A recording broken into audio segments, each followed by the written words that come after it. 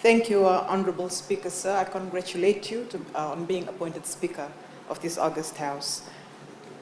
Honorable Speaker, following the commencement of the Rights of Persons with Disability Act 2018 on 21st March of last year, the Council for Persons Living with Disabilities was established under Section 3 of that Act, and since then they have been hard at work putting together an implementation plan.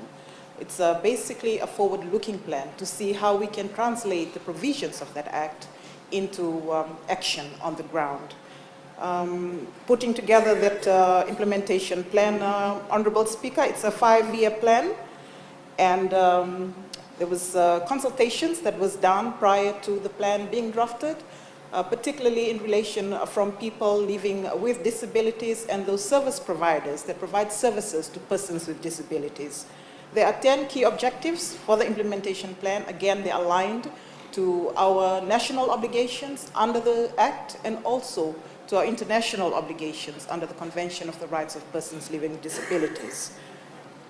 Honorable Speaker, apart from the implementation framework, the Ministry has also started doing a review on our national policy, on our national disability policy. It was a 10-year policy, and the Ministry is currently reviewing that policy to bring it up to par with what the Act promises to those persons living with disabilities, and also in accordance with our obligations under Section 42 of the Constitution. Thank you, Honorable Speaker.